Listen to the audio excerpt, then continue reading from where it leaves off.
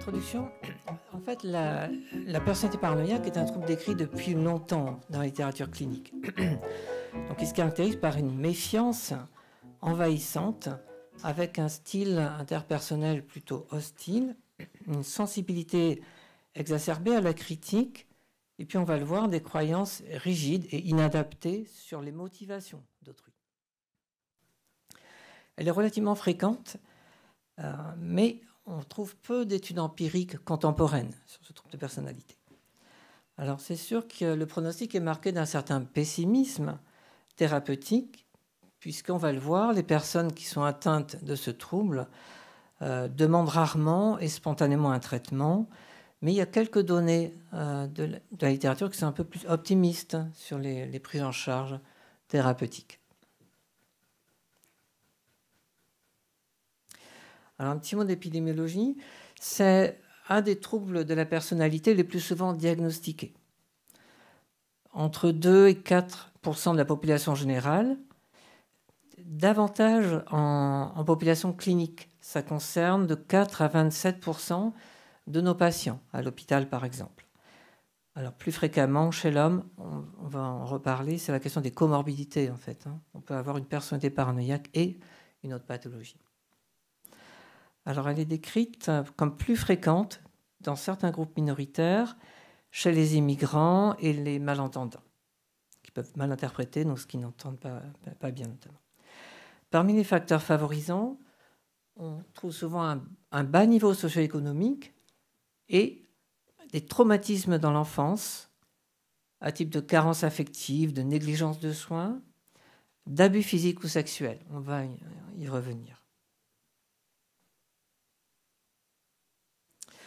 Alors, la personnalité paranoïaque s'articule autour de ces 4 traits fondamentaux dans la littérature classique qu'on va reprendre: la méfiance, la surestimation de soi, la fausseté du jugement et enfin l'inadaptation sociale. Donc la méfiance fait que toute relation est vécue comme une menace d'agression ou d'abandon. Les paranoïaques sont soupçonneux, ils doutent de la loyauté de leurs conjoints ou de leurs amis ou associés, qui soumettent à une surveillance suspicieuse, toujours à la recherche de considération, de manque de loyauté ou d'infidélité. Ce sont aussi des personnes qui se caractérisent par une susceptibilité et la rancune, qui n'oublient pas ce qu'elles vivent comme une offense ou une trahison, et qui réagissent souvent par la colère.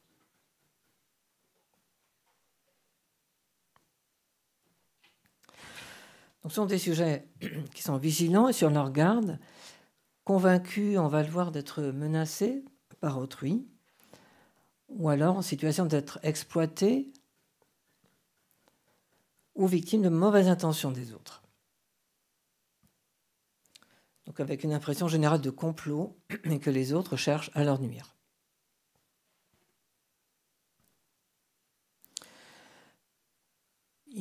Il y a une tendance à l'interprétation comme hostile des attitudes de l'entourage, et même si vous manifestez de l'aide ou de la sympathie pour eux, ils vivent ça en fait comme des critiques cachées, comme quoi ils ne sont pas à la hauteur pour réussir ce qu'ils souhaitent. Donc bien sûr, tout ça donne des difficultés majeures à établir des relations intimes, avec une réticence à se confier même à leurs proches, à leur famille.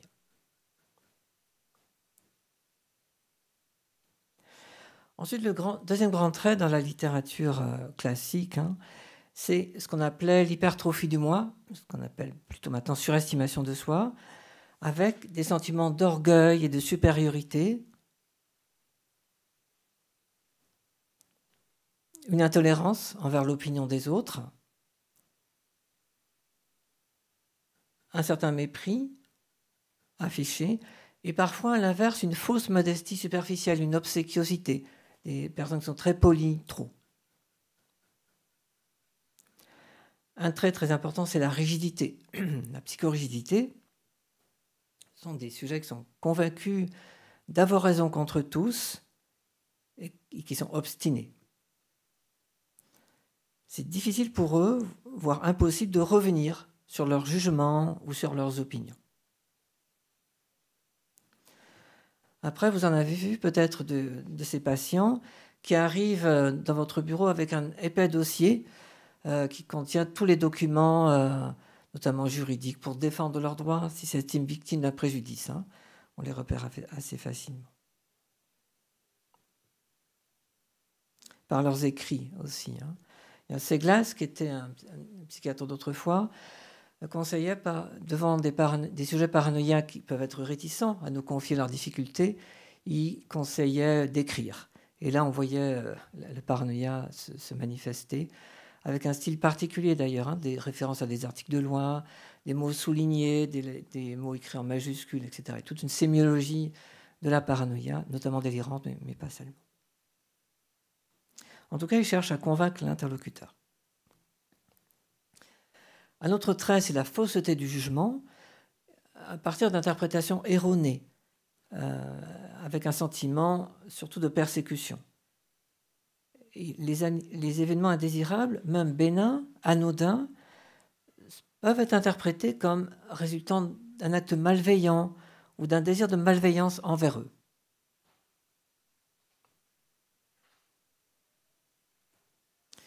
Alors, les paranoïaques, vous savez aussi, ont un discours extrêmement logique qui peut vous convaincre, qui peut convaincre autrui. Et discours qui peut reposer sur des éléments objectifs, plausibles et réels. Par exemple, il peut se plaindre d'un conflit professionnel ou d'un harcèlement au travail ou d'être trompé par son conjoint, par exemple. Ce qui est possible. Il peut y avoir des éléments de réalité, en fait. Et puis, ce qu'on voit souvent, c'est un entêtement dans l'erreur avec un paralogisme, une dérive logique. Et enfin, tous ces traits de personnalité exposent à une inadaptation sociale. Ce sont des personnes qui sont habituellement difficiles à supporter et qui ont du mal à établir des relations sociales satisfaisantes. Donc, au travail, s'ils sont des collègues de travail, vous les verrez particulièrement regardant sur leurs droits, souvent dans le préjudice ou à récriminer, toujours prêts à contester et revendiquer. Même chose si ce sont des subordonnés, en fait.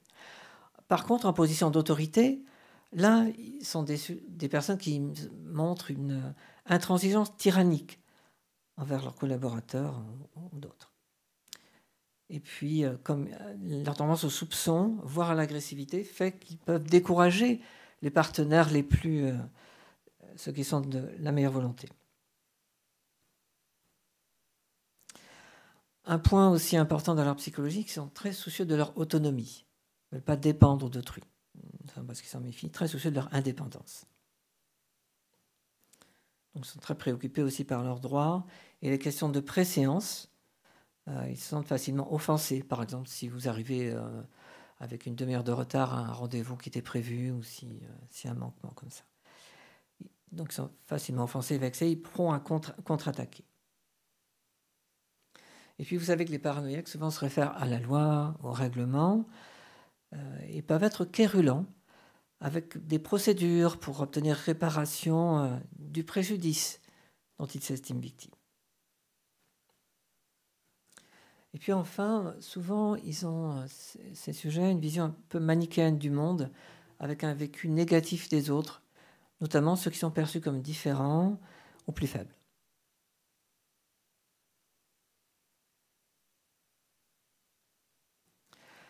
Donc ça, c'est les grands traits de la personnalité paranoïaque telle qu'on les décrit classiquement.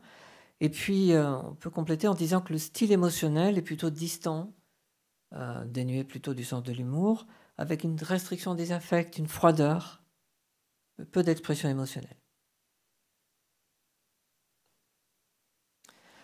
Une froideur apparente comme ça, mais on peut voir en réalité une labilité affective importante et des moments de tension et d'hostilité. Hostilité qui peut se traduire par des sarcasmes, de l'ironie, des remarques un peu perfides, voire des explosions de colère et d'agressivité. Et puis, dans certains cas, la présentation peut être exaltée, passionnelle et de revendication. Dans ce type de personnalité, les émotions tendres ou positives sont sous-développées, en fait.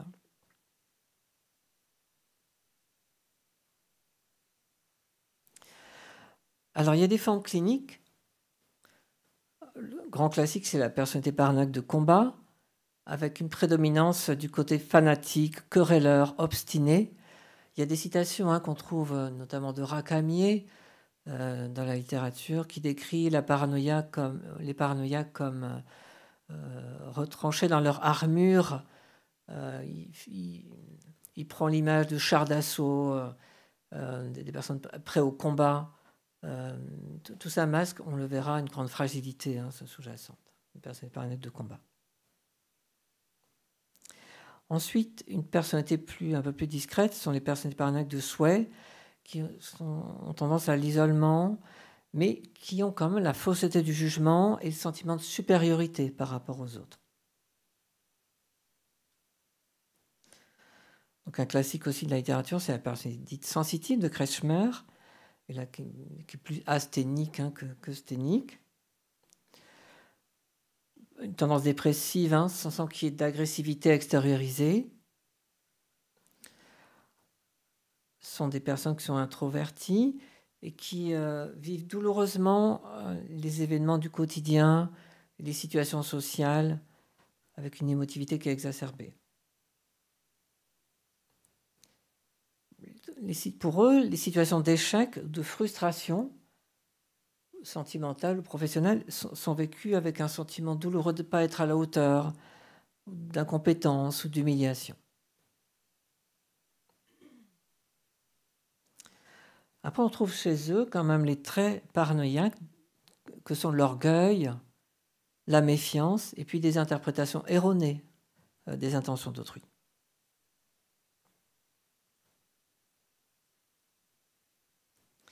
Alors, cette forme de personnalité paranoïaque, dite sensitive, peut se compliquer du délire, grand classique de la psychiatrie, délire de relation des sensitifs.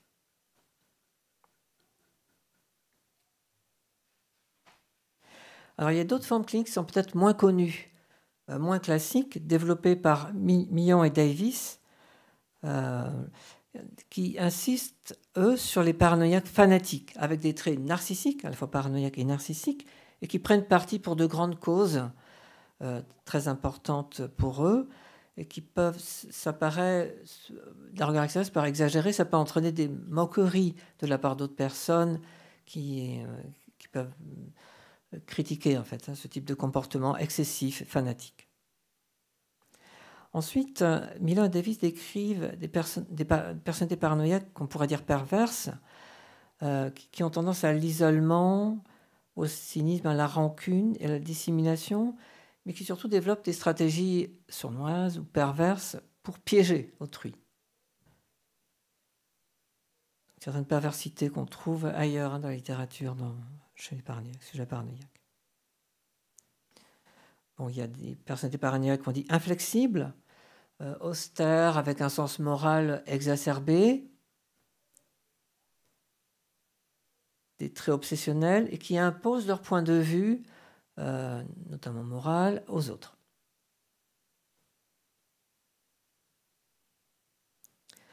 Les paranoïaques quérulents, eux, sont dans la revendication et la suspicion, avec derrière souvent une demande affective, en fait, et un besoin de reconnaissance. Plus parfois que la réparation d'un préjudice, c'est le besoin d'être reconnu, d'être inclus dans un groupe ou parmi les autres. Et enfin, on décrit les paranoïaques solitaires, comme dans une île insulaire, qui sont évitants et secrets, et qui peuvent réagir aux critiques, aux attaques par une agressivité impulsive, ou alors un départ, une rupture, une tentative de suicide, une fugue, où ils s'en vont. Des formes cliniques moins connues. Alors, je n'ai pas mis ça sur la diapositive, mais il y a un auteur qui s'appelle Chadwick qui décrit aussi deux formes de paranoïa, selon que les critiques qu'ils perçoivent sont non justifiées, c'est le cas le plus fréquent, ou méritées. Ils pensent que c'est normal, ils méritent les punitions et les critiques qu'ils reçoivent. Ce qui peut rejoindre la personnalité sensitive aussi. Alors, quelle évolution pour ce trouble de personnalité ? Alors, souvent, ces traits paranoïaques sont repérables précocement, dès l'enfance. Ce sont des enfants au caractère peu difficiles, avec de l'orgueil, qui sont indisciplinés, qui supportent mal les contraintes scolaires et qui se singularisent dans une classe et qui peuvent être victimes de moqueries des autres élèves. Ils peuvent être autodidactes en apprenant des matières hors programme. C'est plus important pour eux. Ceci dit, avec un niveau intellectuel souvent satisfaisant. Sont des enfants, des adolescents susceptibles et sûrs de leurs valeurs et qui, par exemple, peuvent contester à un examen les décisions d'un jury. Ils sont aussi ombrageux et autoritaires, ont des relations difficiles en fait, avec les autres enfants ou adolescents et leur entourage, leurs enseignants par exemple. Alors à l'âge adulte, ces traits paranoïaques s'affirment. Donc ça donne de fréquentes difficultés de couple, difficultés conjugales, relationnelles et puis au travail. Des conflits répétés avec les supérieurs ou les collègues. Et ça peut entraîner parfois une désadaptation professionnelle.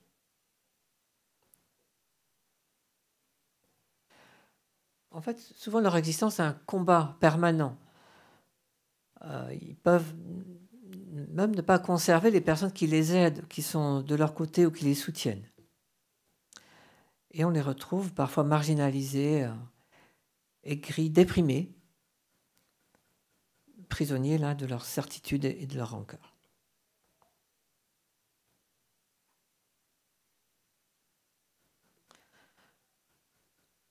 Alors, le plus souvent, l'évolution clinique est fluctuante. Cependant, avec des phases d'exacerbation de la paranoïa, on va voir dans quelles circonstances. Ça a été bien identifié par un auteur qui s'appelle Freeman, dont on va parler. Donc, une évolution fluctuante. Et puis, des phases de relative quiétude symptomatique. Et quelques-uns évoluent vers des préoccupations altruistes ou morales appropriées quand ils sont moins stressés et avec davantage de maturité.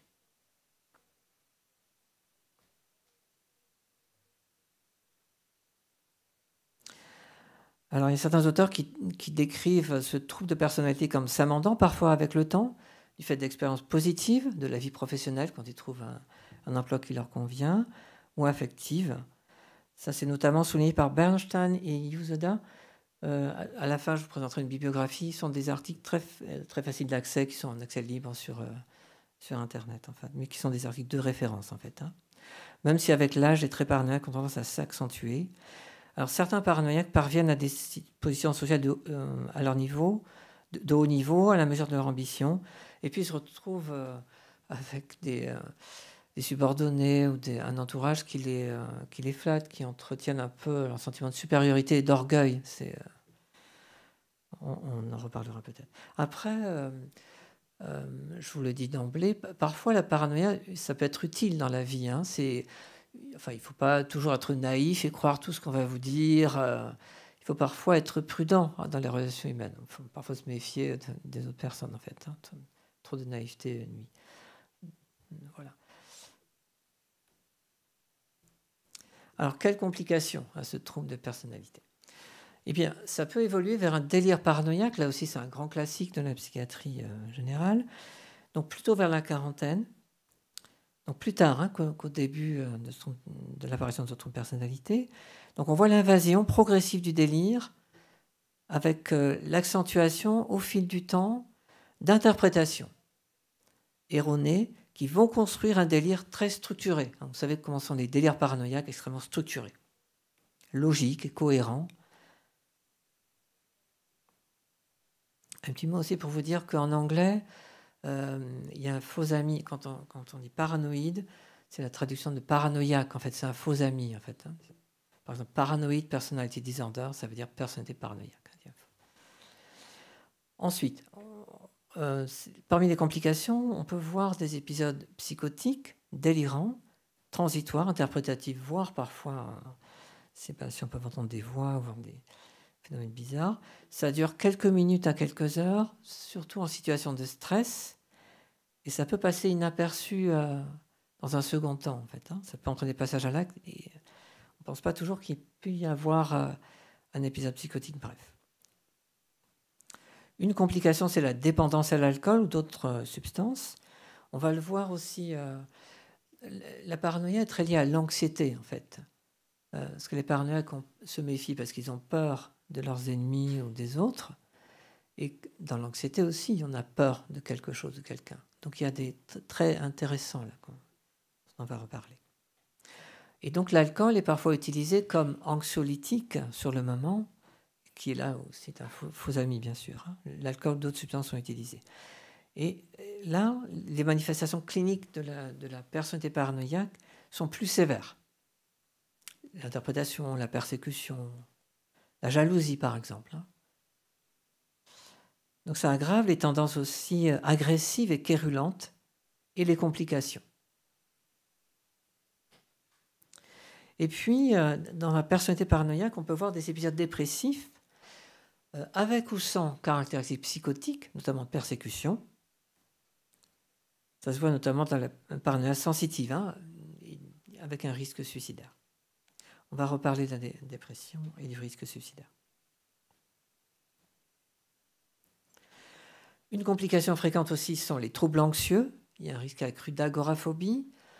Ce qui se comprend aussi, parce comme ils se méfient, ils pensent avoir des ennemis un peu partout, ils peuvent avoir tendance à s'isoler, à se retirer en fait de l'environnement. Alors, classique aussi sont les manifestations hypocondriaques et de somatisation. Alors là, c'est ennuyeux pour nous médecins, parce que ça va donner lieu à des revendications envers le médecin ou le chirurgien, qui va être accusé d'incompétence ou de négligence, d'avoir fait tel traitement ou de ne pas l'avoir fait. Et on se retrouve avec des réclamations à l'administration de l'hôpital, mais aussi au Conseil de l'Ordre ou au procureur de la République, ce qui peut durer en fait des années. En fait, ça peut être difficile à vivre quand on est un professionnel de santé, comme ça, cible d'un patient, d'un ancien patient à la personnalité paranoïaque. Une tendance aussi à la somatisation. Et puis on peut voir des réactions passionnelles lors d'échecs ou de frustrations qui ne supportent pas d'avoir tort. On peut avoir une jalousie pathologique, la certitude d'être trompé par son conjoint. Et puis, quand on a un voisin, la personnalité paranoïaque, ça peut entraîner des soucis sur la hauteur de l'arbre ou de la clôture ou du bruit, entre le querelle de voisinage, querelle de propriété ou conflit d'héritage aussi dans les familles. Des réactions passionnelles vécues intensément. Bon, j'espère que ça va pour vous pour cette description de la personnalité paranoïaque. Oui. Alors, un petit mot des classifications internationales actuelles. Alors, en fait, dans la version préliminaire, vous savez, du DSM-5, ils trouvaient qu'il n'y avait pas assez d'études sur cette personnalité paranoïaque. Et donc, ils ont considéré, les auteurs du DSM-5, un temps, ne pas l'inclure dans le manuel. Et c'est vrai que quand on y réfléchit, c'est difficile d'avoir des études de bonne qualité, par exemple, contrôler, randomiser de grande ampleur. C'est des sujets qui sont, par définition, finalement, réticents, méfiants, qui déjà ne reconnaissent pas leur pathologie, leur trouble de personnalité, et en plus, qui vont se méfier d'être étiquetés paranoïaques, et en plus, participer à une étude, il faut donner son consentement, qu'est-ce que ça va donner après. Donc ça explique en grande partie pourquoi il y a peu d'études de bonne qualité sur la personnalité paranoïaque. Et puis ça a une connotation péjorative en fait. Personne n'aime, je pense, être traité de parano. Déprimé, ça va, ou anxieux, mais parano, c'est bon, ça peut être mal perçu, disons. Et puis finalement, cette personnalité a été retenue dans le groupe A des personnalités, des troubles de personnalité, comme auparavant en fait, personnalité excentrique ou bizarre, avec la caractéristique essentielle, c'est la méfiance. Une méfiance soupçonneuse envers les autres, dont les intentions sont interprétées comme malveillantes. Donc la méfiance. Ça aurait été dommage de ne pas l'inclure dans la classification, parce que c'est une réalité clinique depuis très longtemps. La paranoïa décrite depuis Hippocrate. Paranoïa, ça vient d'un terme grec, para et noéo. Penser à côté, c'est décrit vraiment dans la psychiatrie. C'était très bien décrit dans la psychiatrie allemandes, françaises et italiennes du début du XXe siècle, notamment, avec beaucoup de finesse clinique, peut-être plus que là en fait. Hein. C'est un vrai trou. Vous verrez nécessairement dans votre parcours des personnalités paranoïaques ou des délirants paranoïaques. C'est une réalité clinique en fait. Hein. Alors finalement, je vous disais, ce trouble de personnalité a été retenu dans le DSM-5 dans sa version révisée. Donc là, vous voyez les critères qui en fait n'ont pas changé depuis les versions précédentes, ce qui peut faire l'objet de critiques. Hein. Donc vous voyez le critère grand A, c'est une méfiance soupçonneuse envahissante envers les autres, dont les intentions sont interprétées comme malveillantes, qui apparaît au début de l'âge adulte, et présente dans divers contextes. Alors il faut 4 manifestations suivantes. Le sujet s'attend sans raison suffisante à ce que les autres l'exploitent, lui nuisent ou le trompent, sentiment de se faire avoir. Des préoccupations sur des doutes non justifiés, sur la loyauté ou la fidélité de ses amis, s'ils en ont, ceci dit, des amis ou associés. Une réticence à se confier à autrui, de peur que l'information soit utilisée contre soi, en fait. Et puis, c'est le fait de discerner des sens cachés, des significations cachées, menaçants ou humiliants, dans des commentaires ou événements anodins.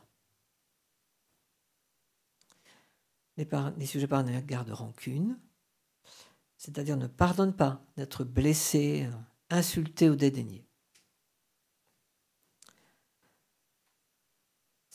C'est aussi le fait de percevoir des attaques contre sa personne ou sa réputation, alors que ce n'est pas apparent pour les autres, et une tendance à réagir facilement à la contre-attaque et à la colère. Et puis enfin, c'est le fait aussi de mettre en doute de façon répétée, non justifiée, la fidélité de son conjoint, de son partenaire. Alors bien sûr, faut exclure un diagnostic de schizophrénie qui peut être comorbide. Ceci dit, on peut être atteint d'une schizophrénie ou d'un trouble bipolaire et d'une personnalité paranoïaque. Mais il faut avoir les critères de chacun des troubles, bien entendu. Ceci dit, il faut que ces critères-là ne rentrent pas exclusivement dans une schizophrénie ou un trouble bipolaire ou dépressif, ou par exemple une surdité ou une démence ou une autre affection médicale, en fait. Non, en tout cas, des critères qui ont peu bougé depuis plusieurs versions du DSM, qui ont fait l'objet de critiques, notamment par Bernstein et Usedat, dont je vous parlais à l'instant.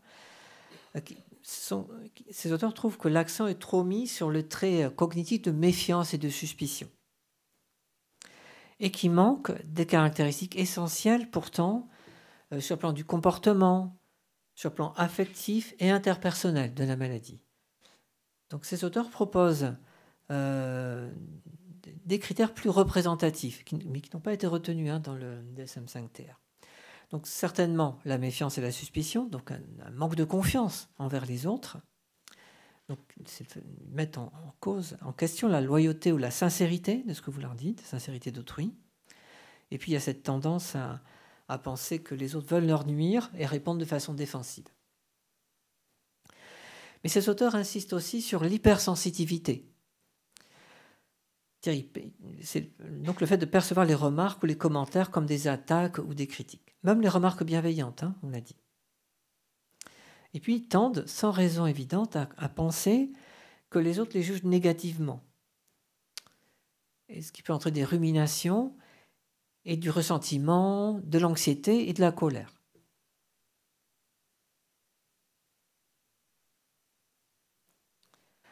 Un autre trait important, bien repéré par ces auteurs, c'est l'antagonisme. Trait antagonisme ou opposition à agressivité, donc avec cette tendance à se sentir en colère, être combatif, voir le monde et autrui comme hostile.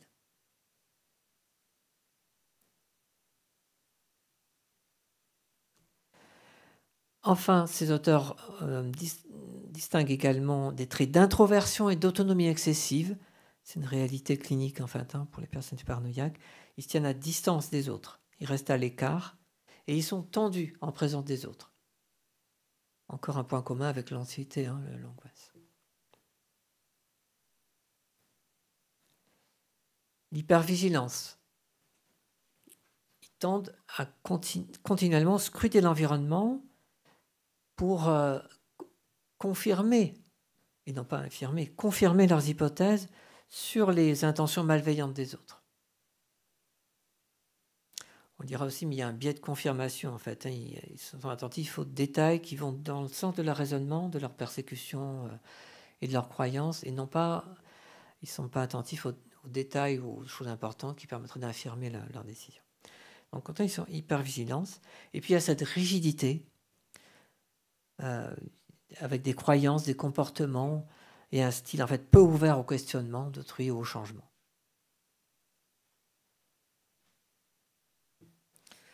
Donc voilà des critères intéressants qui sont développés par ces deux auteurs, Bernstein et Yoseda.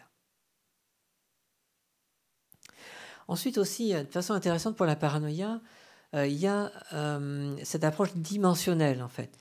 Vous savez, en psychiatrie, il y a une approche qu'on dit catégorielle. On considère les maladies comme des catégories séparées.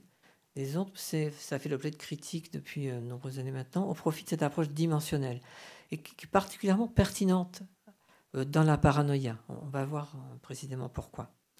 En fait, la paranoïa s'inscrit dans un spectre de gravité variable dans la population générale.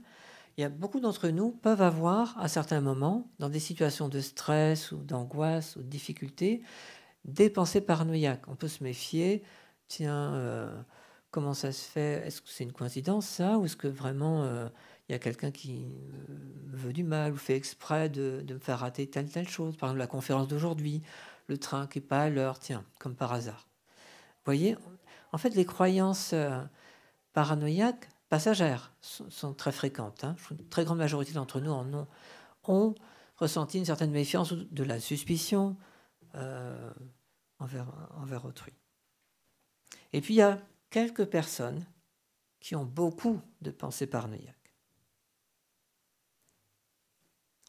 Alors il y a cet article très intéressant qu'on trouve aussi facilement sur Internet, de Babington, c'est un article de référence qui a été cité, je crois, plus de 100 fois, qui s'intéresse justement à la structure de la paranoïa en population générale. Une étude importante au Royaume-Uni. Alors, ils ont utilisé 15 items extraits de ces questionnaires, SCID-2 et Psychosis Screening Questionnaire, en étant particulièrement attentifs à ces 4 facteurs: la sensitivité interpersonnelle, la méfiance, bien sûr, les idées de référence, on me regarde, on fait attention à moi, celui-là est en train de m'observer là, et puis des idées de persécution. Alors, vous voyez la fréquence des idées paranoïaques dans la population générale. C'est la population générale au Royaume-Uni, en fait, qui ont répondu à des questionnaires. 2 à 30%. Alors, 20 à 30% des sujets, la plupart, donc, approuvaient juste certains items, c'est-à-dire des soucis concernant une infériorité sociale qu'ils pourraient avoir, ou le fait d'être critiqués par autrui, ou les sentiments que les autres sont contre eux, ou pourraient profiter d'eux, ou leur faire du mal, ou ils reconnaissent être réticents à se dévoiler ou à se confier, de peur que ça soit utilisé contre eux, en fait. Et puis, certains reconnaissent aussi des idées de référence, avec parfois le sentiment de menaces cachées dans des attitudes d'autrui, 20 à 30%. Des idées passagères. Et pas toutes les idées recensées dans les tests. Et puis 10% avaient des traits paranoïaques plus affirmés. Ils pensaient que les gens les regardaient, les fixaient du regard, comme par hasard. Et ils cherchaient à contrôler leurs pensées ou à leur nuire éventuellement. Et puis, il y a ces 2% de la population qui pensaient qu'un groupe quelconque complotait contre eux pour leur nuire, les blesser, les maltraiter. Donc ça, c'est le cas souvent des délirants paranoïaques. C'est montré par d'autres études, cette proportion, notamment par Freeman, assez élevée des idées paranoïaques dans la population générale, 30%, 30 à 40% en fait. Alors vous voyez cette courbe qui est dans le même article, qui est une belle courbe exponentielle, et les auteurs étaient très satisfaits, qui illustre le continuum de la paranoïa. Alors je ne sais pas où vous situez, essayez de vous situer sur cette courbe. La majorité des gens ont juste quelques pensées, quelques soupçons parfois, ou de la méfiance.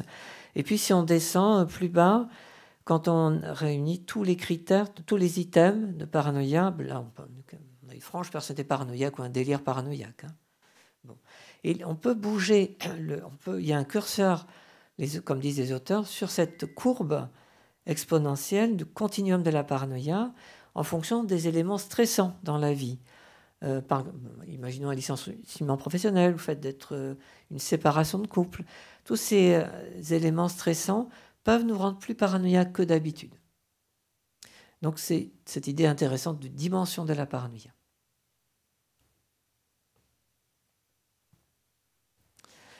L'approche dimensionnelle, c'est sûr que dans le DSM-5, même TR, la perspective reste catégorielle pour la plupart des troubles.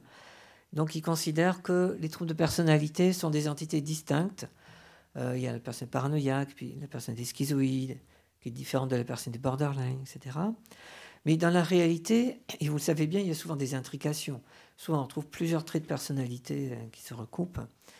C'est parfois difficile. Donc, le manuel DSM-5, déjà, présentait une section 3 expérimentale, si vous l'avez vu peut-être. Il propose une alternative avec un modèle dimensionnel des troubles de personnalité, allant précisément sur un continuum, allant de la normale à la pathologie. Donc c'est un peu complexe, mais l'évaluation porte sur 25 facettes de traits de personnalité, regroupées en 5 grands domaines. Alors dans ce modèle-là, la personnalité paranoïaque n'est plus considérée comme un diagnostic spécifique, c'est un peu dommage du point de vue, parce que c'est une vraie réalité clinique, mais un trouble de personnalité spécifié par des traits et qui requiert une altération du fonctionnement, bien sûr, d'intensité au moins moyenne, et puis une combinaison de traits pathologiques. Alors, les domaines pathologiques les plus repérés dans cette classification, c'est le psychoticisme, l'affectivité négative, le détachement et la désinhibition. Et pour la personnalité paranoïaque, on trouve souvent les facettes psychologiques suivantes: l'hostilité, la suspicion, les croyances et expériences inhabituelles, mais aussi la dépressivité et le retrait.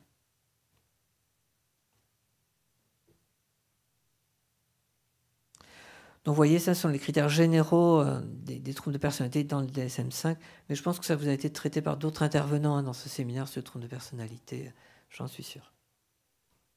Donc vous voyez, il faut une altération du fonctionnement de la personnalité au moins moyenne, avec des difficultés dans au moins 2 de ces domaines: l'identité, c'est-à-dire l'image de soi, l'autodétermination, l'empathie, l'intimité, et puis au moins un domaine de traits pathologiques de personnalité, ou plus d'une facette pathologique, dans les domaines de l'affectivité négative, des émotions négatives, l'anxiété, la dépression, la culpabilité, la honte, les soucis, la colère, le détachement, c'est-à-dire le retrait, ce qui se voit dans la personnalité paranoïaque, l'antagonisme, des comportements amenant un désaccord avec autrui, un sens exagéré de son importance, une attente d'un traitement spécial, la désinhibition, peut-être moins fréquente, et psychoticisme.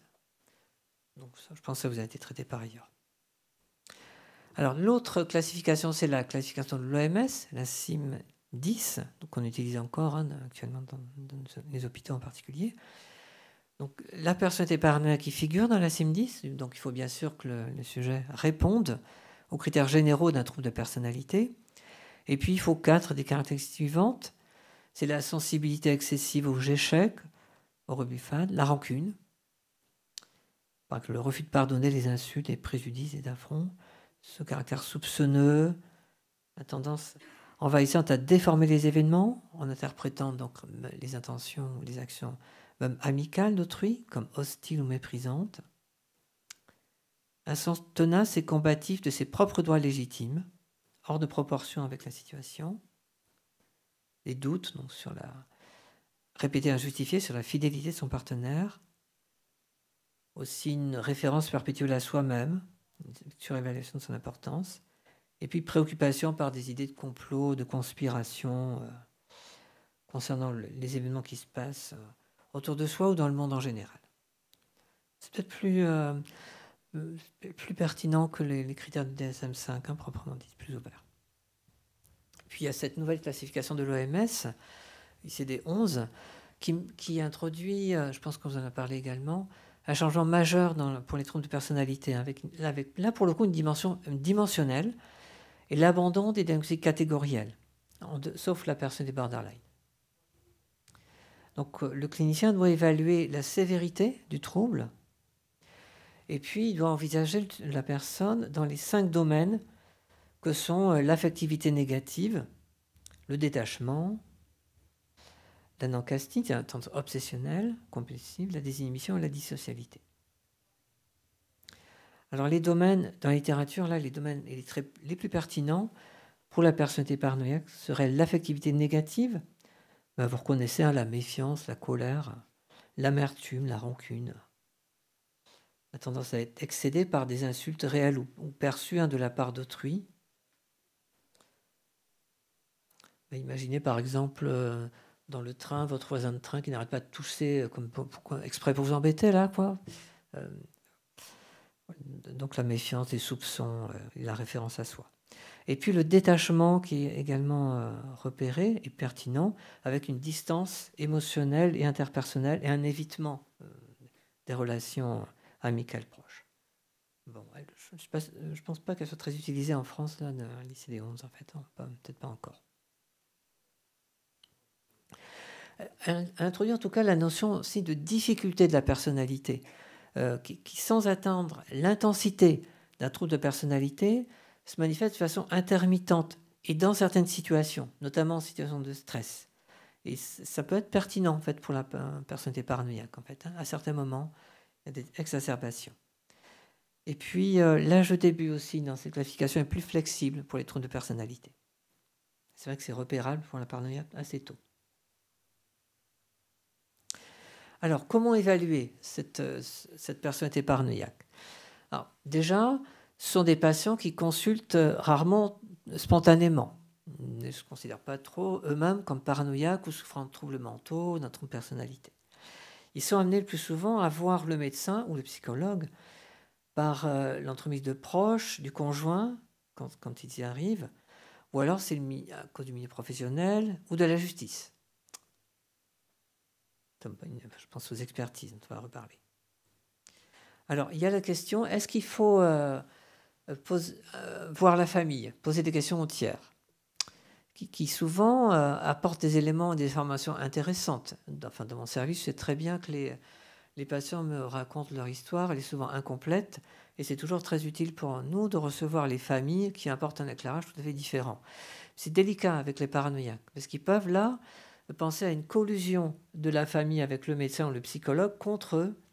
Et donc, ça peut poser des soucis à la famille et puis à nous, avec une rupture, un abandon en fait de la thérapie ou de l'évaluation. Donc, c'est délicat en fait. Hein. C'est perçu comme une connivence. Voilà. Bon, on peut s'aider d'inventaires de questionnaires, d'évaluation de la personnalité ou de tests.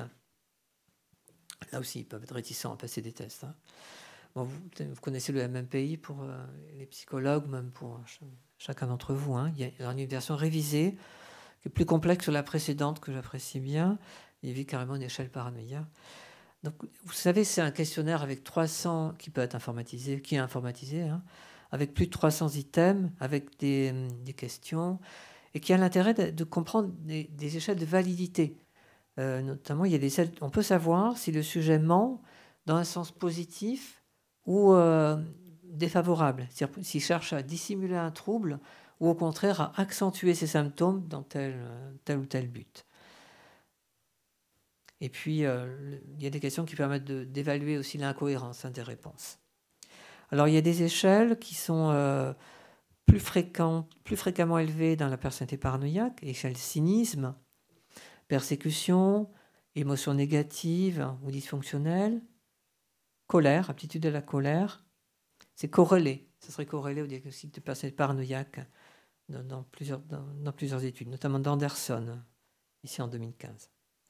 On trouve aussi des corrélations plus faibles avec ce qu'on appelle dans le MMPI un dysfonctionnement internalisé émotionnel ou externalisé comportemental sur les critères de comportement antisocial, d'expériences bizarres, d'activation hypomaniaque, d'idées suicidaires, d'anxiété, d'abus de substances, d'agressivité et de problèmes familiaux. Bon, voilà pour le MMPI qui est utile, hein, qui peut être utile. Moins utilisé, je pense, en France, c'est un questionnaire ici, un inventaire clinique multi-axial de Millon qui a des échelles paranoïaques, narcissiques, antisociales et sadiques, et passives-agressives qui habituellement sont élevées, plus élevées que la normale dans la personnalité paranoïaque. Donc avec les traits narcissiques, aussi une réalité clinique antisociale, sadique. On peut voir des personnes paranoïaques, c'est cité dans la littérature, qui ont un certain plaisir à mettre autrui en difficulté, en fait. Hein. Bon. Et passive-agressive aussi. Il y a des personnes paranoïaques qui ont ce trait passif-agressif. Après, vous avez des échelles ou des questionnaires qui permettent de poser un diagnostic selon le DSM-5. SKID-5 par exemple, PID-5 ou Personality Assessment Inventory, qui comprend une échelle paranoïa avec 24 items quand même regroupés en sous-échelles, hypervigilance, persécution, ressentiment. Et puis aussi il y a quelques échelles pour évaluer selon la classification de ICD-11. Il y a le Rorschach, il y a des psychologues dans la salle peut-être moins utilisés. Il y a un ouvrage là de Catherine Chabert qui décrivait le test de Rorschach dans les personnalités paranoïaques. Donc elle trouvait des défenses rigides, une vigilance, une méfiance, une formalisation excessive, une projection, vraiment important, des kinésies interprétatives, une centration sur le regard. Ça aussi, le regard chez le paranoïaque, on trouve des références chez les auteurs classiques. Hein, le regard, ici, il n'y a pas des yeux, puis ils sont attentifs au regard des autres. Le regard est important chez le paranoïaque. Ils sont attentifs à la façon dont vous les regardez. Donc, et dans le Rorschach, il y a des attitudes globalement projectives et d'interprétation, ce qui n'est pas très étonnant. Aussi, on va le redire, les paranoïaques apprécient peu les stimuli ambigus. Ils peuvent regarder les fameuses taches d'encre avec condescendance, en donnant surtout des réponses de détail, en essayant de ne pas trop s'impliquer. Et il n'est pas rare qu'ils n'acceptent pas de poursuivre. Bon, il y a le TAT aussi, thématique à perception de test, qui est encore utilisé par un psychologue, avec des récits qui sont, donc interprétation des scènes, hein, qui sont marqués par la suspicion, notamment sur plusieurs cartes pour les psychologues. J'ai trouvé ces références dans un ouvrage de Sperry qui a été traduit, non, qui n'est pas traduit, pardon, Sperry, sur les troubles graves de la personnalité.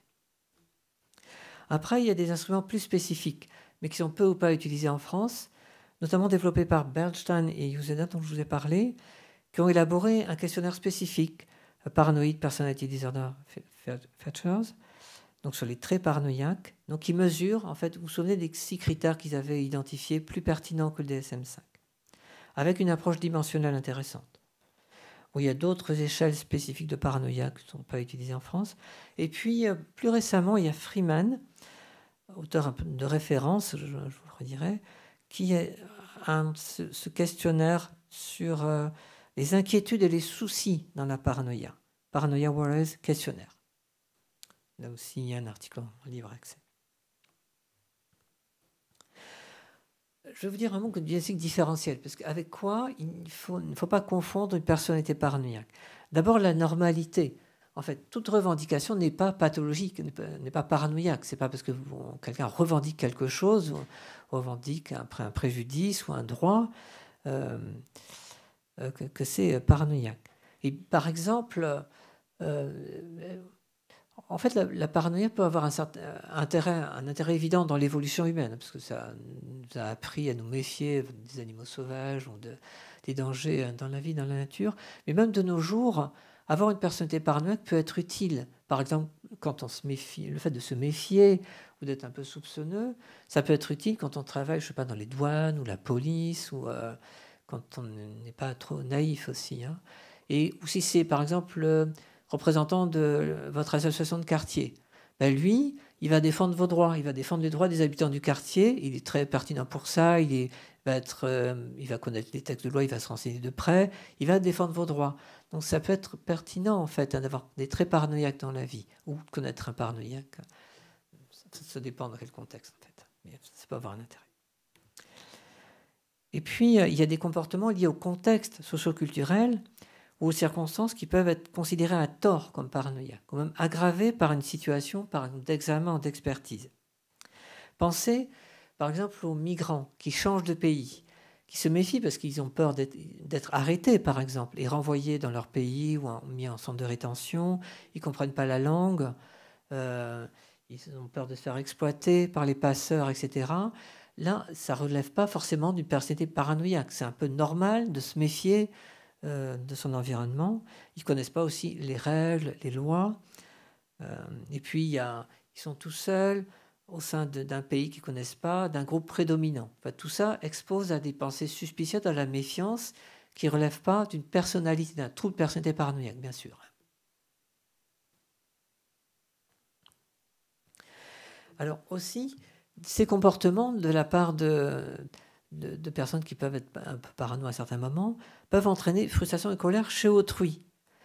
Et en fait, ils se méfient de nous, mais ça peut nous rendre méfiants de nous aussi, parce qu'on se demande, mais comme ils se méfient de nous, ils ne nous croient pas, ils se montrent un peu méprisants, ils interprètent ce qu'on dit.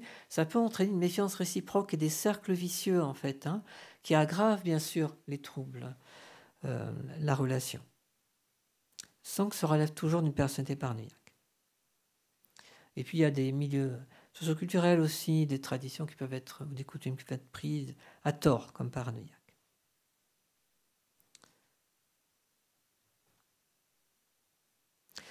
Alors c'est pas pathologique, ce ne sont pas des troubles de personnalité dans la mesure, là, c'est pas quelque chose d'ancien, de durable, rigide et inadapté comme un trouble de personnalité. Et puis il n'y a pas de souffrance pérenne de la personne ou d'altération pérenne du fonctionnement. Ça peut être modifiable aussi, c'est pas inflexible, c'est cette suspicion, cette méfiance comme dans la personnalité paranoïaque. Alors il y a parfois on se pose la question, est-ce que ce patient-là, cette personne a juste une personnalité paranoïaque ou carrément un délire paranoïaque? Comment distinguer les deux? C'est pas toujours évident en fait.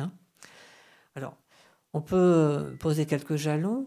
En fait, les croyances injustifiées ont rarement une intensité psychotique dans la personnalité paranoïaque. On trouve quand même pas rarement la conviction absolue du délirant paranoïaque. Les croyances aussi restent souvent plausibles, à la différence du trouble délirant, dans lequel on va trouver une rupture avec la réalité, des idées, tout un système paranoïaque délirant extrêmement organisé et cohérent. Alors la distinction entre les deux repose sur l'évolution clinique, l'évolution dans le temps, le degré d'altération de l'analyse de la réalité et l'impossibilité pour le sujet d'envisager que ses soupçons puissent être infondés ou ses réactions excessives. Pour le délirant paranoïaque, c'est juste pas possible d'entendre qu'il peut se tromper. Au contraire, si vous commencez à lui dire qu'il se trompe, d'abord il va se froisser, vous en faites un ennemi pour toujours, presque. Et puis il peut se dire que vous êtes du côté des ennemis, des comploteurs, puisque vous essayez de convaincre de l'inanité de ses convictions, en fait. Délirant paranoïaque, vous ne toucherez jamais ses convictions. C'est un peu différent pour la personnalité paranoïaque. On peut discuter, questionner, semer le doute, en fait. Donc il y a l'intensité aussi et la permanence des idées délirantes, leur caractère très structuré, organisé, et puis voire envahissant, et puis les conséquences aussi sur la vie, le comportement du patient. Et puis enfin, il y a la question de l'âge. La personnalité paranoïaque, ça survient, disons, à l'adolescence, début de l'âge adulte. Le délire paranoïaque, c'est plus tard, vers la quarantaine. Donc, qui peut se développer d'ailleurs sur une personnalité paranoïaque ou non. Ça dépend des situations. Bon. D'autres diagnostics différentiels, c'est avec d'autres troubles de personnalité, par exemple narcissique, même si des sujets paranoïaques peuvent avoir des traits narcissiques. Mais dans la personnalité narcissique, il n'y a pas... Bon, c'est sûr, il y a de l'orgueil, sentiment de supériorité, sentiment d'avoir droit, mais il n'y a pas, on ne retrouve pas habituellement la méfiance et la suspicion envers les autres. C'est plutôt une recherche d'éloges, de louanges. ou de crainte que des défauts soient révélés, en fait. Alors, il y a un évitement, tendance à l'évitement et au retrait dans la personnalité paranoïaque, qu'on retrouve aussi dans la personnalité évitante.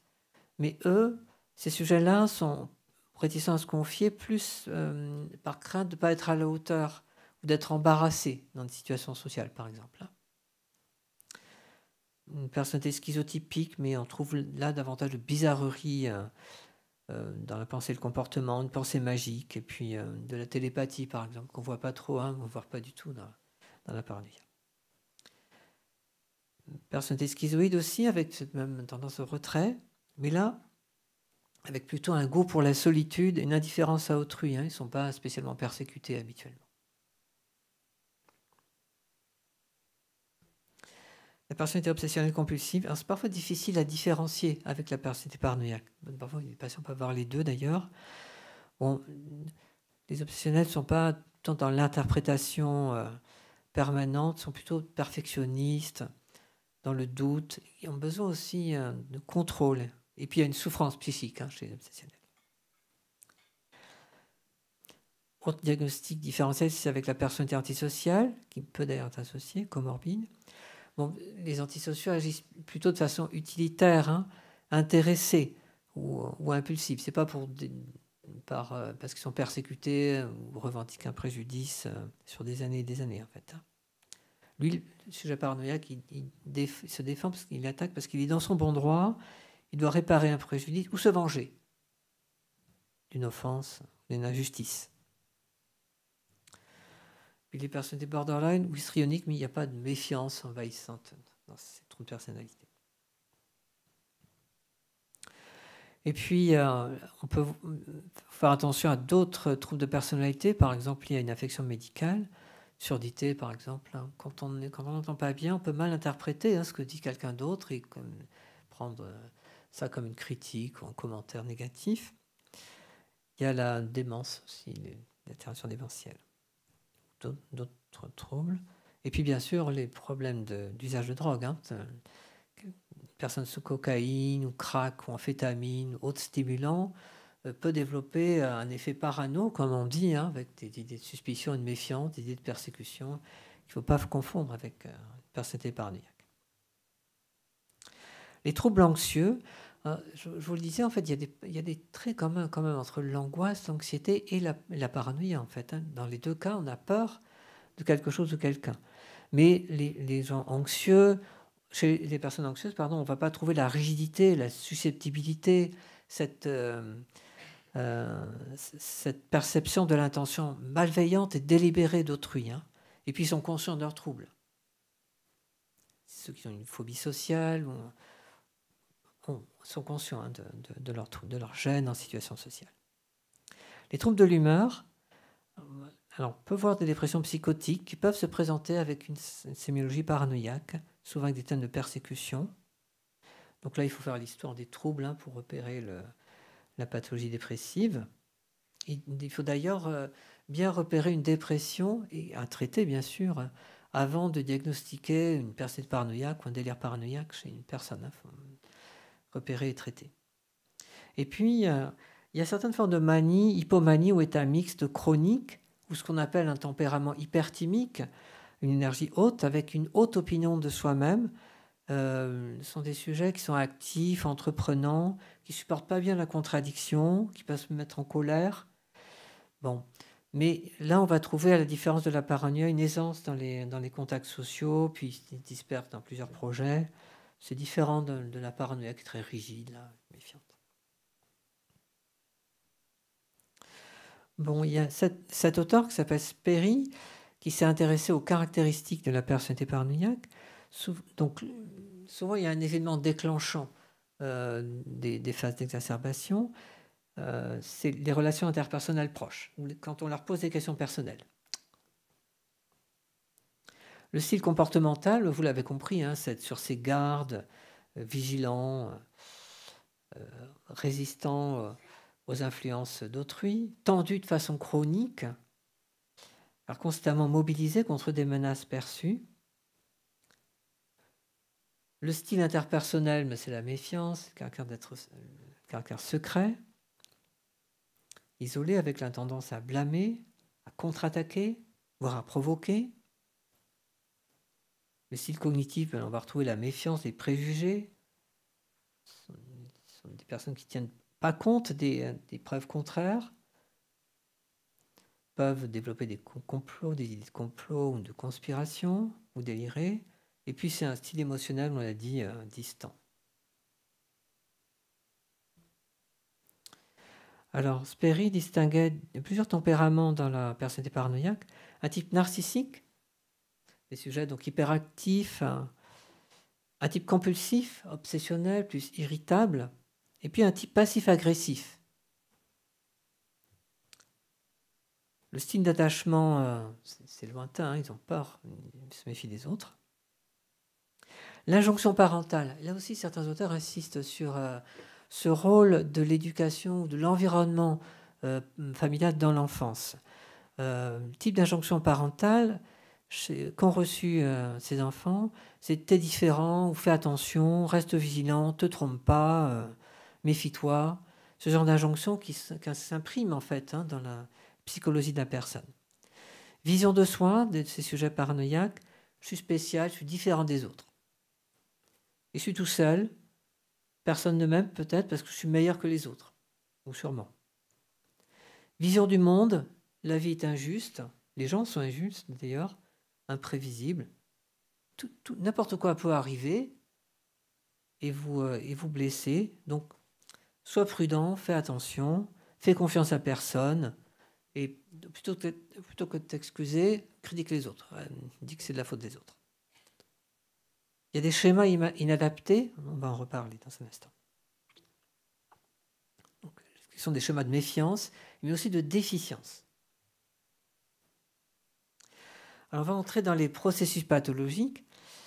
Alors, il y a l'approche psychanalytique classique qui ont beaucoup axé sur le mécanisme de projection. Vous savez, c'est le fait d'attribuer des convictions, des idées, des sentiments inconscients, des pensées à autrui. La projection sur autrui de sa responsabilité. Donc ça dédouane le sujet de ses propres pensées ou pulsions inacceptables en les attribuant à autrui. Et puis il y a d'autres mécanismes comme l'identification projective qu'on voit aussi, c'est le besoin de contrôler autrui, de contrôler son environnement et autrui, lié à une faible estime de soi. Pensez aux ruptures affectives par exemple, besoin de contrôle sur autrui. Certains auteurs disent d'ailleurs que les paranoïaques ressentent de la haine envers leurs persécuteurs, mais une haine dont ils ne peuvent pas se passer. Il y a une observation chez Racamier, par exemple, qui dit qu'un paranoïaque qui persécutait une voisine était décontenancé quand cette voisine a déménagé, donc elle quittait le quartier. Donc on pouvait penser qu'il était libéré de ses persécutions de la voisine. Mais il n'a pas supporté ça et c'est ce jour-là, le jour de son départ, qu'il a agressé la voisine. Il y a un lien par la haine entre le paranoïaque et son persécuteur. C'est intéressant. Bon, c'est l'approche psychanalytique classique. Alors, il a été décrit par Freud que c'était une homosexualité refoulée qu'on projetait sur autrui. Ça n'a pas été démontré par des études par la suite, en fait. Il y a par contre des psychanalystes plus contemporains comme Cameron ou Bowlby qui insistent, on va le redire aussi, sur des carences affectives précoces, des sentiments d'humiliation ressentis, une maltraitance parfois sadique de l'entourage proche. Et donc, ça entraînerait une attente systématiquement mauvaise et agressive de la part d'autrui. Ils ont pris l'habitude, dans leur enfance ou leur adolescence, de ces situations d'humiliation ou de maltraitance. Et en fait, la représentation de soi du sujet paranoïaque, qu'on voit comme ça, grandiose et toute puissante, cache en réalité un profond sentiment de détresse et de vulnérabilité, derrière l'armure. Et ça protège aussi contre les tendances dépressives. Alors, l'approche cognitive et comportementale, il y a des schémas inadaptés Donc, ils peuvent être liés au climat souvent chargé d'hostilité, de critique dans lesquels ces sujets ont grandi, avec parfois identification à un parent qui les a beaucoup critiqués. Alors, il y a un schéma important, les gens sont des adversaires possibles, potentiels. Eux se considèrent comme droits, honnêtes, loyaux. Et c'est les autres qui sont trompeurs, malveillants, sournois ou dissimulés.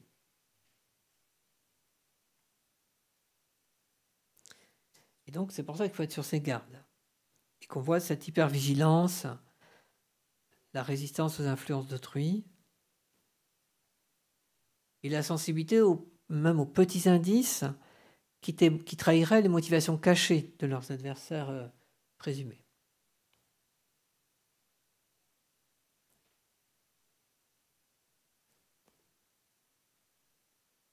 Donc les gens sont des adversaires potentiels.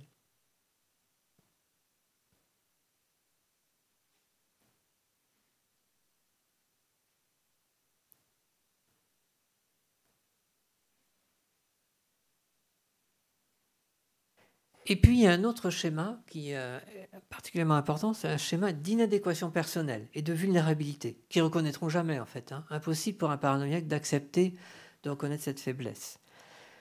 Donc, c'est lié à de faibles aptitudes sociales, du mal à communiquer avec autrui avec confiance, par définition. Et puis, il y a cette attribution externe de la responsabilité, comme une façon de réduire l'anxiété. Il faut bien être conscient de ces schémas de vulnérabilité et d'inadéquation, en fait, qui ne vont pas reconnaître. C'est des sentiments d'infériorité. Et donc, ils anticipent que les autres cherchent à les blesser, les exploiter ou les humilier. Ils s'attendent à ça. Ils sont fondamentalement en danger dans le monde. Et donc, pour compenser ce schéma, ils se montrent donc vigilants contre des agressions possibles et attaquent de façon préventive ou contre-attaque quand ils sentent qu'on leur a fait du mal, ou on porte préjudice, ou qu'on va leur faire du mal.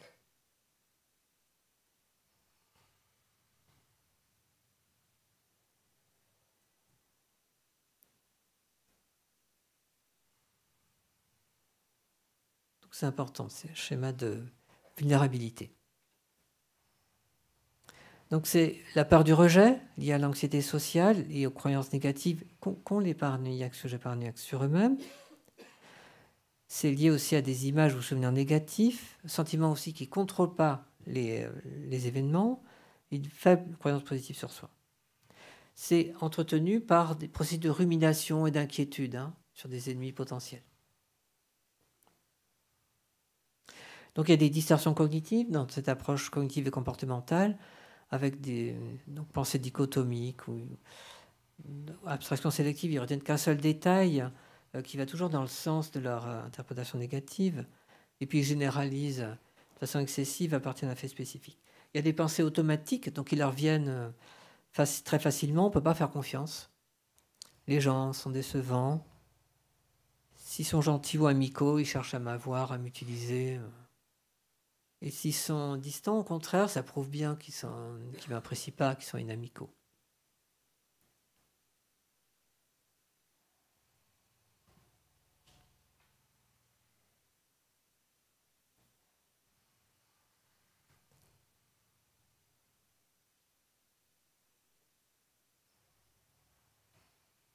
Je vous donnerai des références à la fin, facilement accessibles avec ce type de pensée. Alors, il y a les biais d'interprétation, bien sûr. Biais d'interprétation central, c'est l'attribution causale erronée, une externalisation de la responsabilité sur d'autres personnes. Ce n'est pas de leur faute, c'est les autres. C'est un tel. Et puis, j'aime bien cette approche par biais aussi. Il y a des biais attentionnels. Ils se focalisent sur ce qui peut être des détails, des signes possibles de menace. Biais d'attention. Biais aussi d'interprétation. Donc ils interprètent à tort comme malveillants des comportements ou des commentaires inoffensifs, anodins.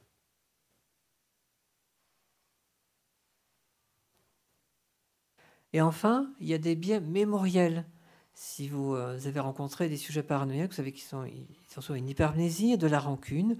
Ils pensent, ils ruminent sans cesse, ils ressassent les affronts, les insultes passées, dont ils peuvent se souvenir des années après, hein, y compris si vous n'étiez pas à l'heure lors du rendez-vous.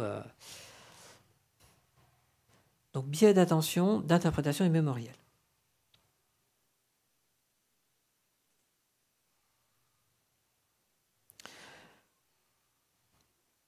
Donc, les sensations ou les perceptions internes, corporelles ou les symptômes d'anxiété peuvent susciter des explications inquiétantes qui leur font peur.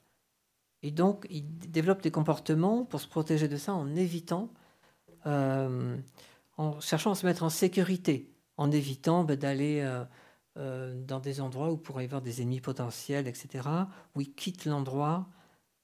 Mais le fait d'éviter en fait les situations qu'ils considèrent à risque, ça les empêche finalement de se rendre compte que finalement ils n'ont pas des ennemis partout. Par exemple, refuser d'aller à une invitation ou une soirée, c'est dommage parce que ça ne leur permet pas de se confronter, de se rendre compte que tous les gens ne sont pas inamicaux contre eux. Ça leur enlève une chance de se confronter à la fausseté de leur croyance en fait. Donc ils analysent moins. Donc ça permet moins de remettre en question ses idées. Importance des troubles du sommeil qui exacerbent la plupart de ces processus. Les troubles du sommeil peuvent entraîner un état intérieur anormal. Donc il y a des choses bizarres là. Le cannabis, bien sûr, et d'autres produits, les stimulants augmentent la paranoïa. Et puis les événements de vie négatifs, la discrimination, le harcèlement augmentent le risque de paranoïa. Alors, je vous l'ai déjà dit, mais la paranoïa dans l'évolution humaine, c'est considéré comme un processus d'adaptation. Hein. C'était très utile dans notre évolution et ça nous est encore utile de nos jours. Et puis je vous ai dit, un mode de pensée paranoïaque survient régulièrement chez 15 à 40% des personnes dans la population générale. Alors, une autre notion importante, c'est que le phénomène paranoïaque est auto-entretenu. Il y a des cercles vicieux, en fait. C'est renforcé, le système paranoïaque, par le sentiment d'être spécial, la rigidité, ils ne peuvent pas envisager d'autres points de vue, l'attribution de la malveillance à autrui, le fait de critiquer les autres et de mal interpréter leur motivation. Et par exemple, à force d'être hostile et méfiant envers les autres, les paranoïaques entraînent effectivement de l'inimitié chez les autres. Ce qui va conduire à un isolement social, ce qui confirme encore plus le sentiment d'être rejeté et de persécution.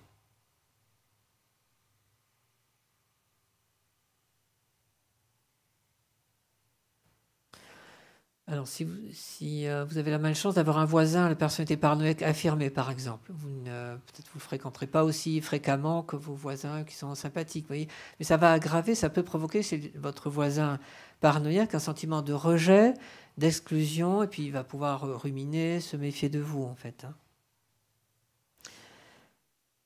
Donc, ça entraîne des réactions paranoïaques chez les personnes qui les fréquentent.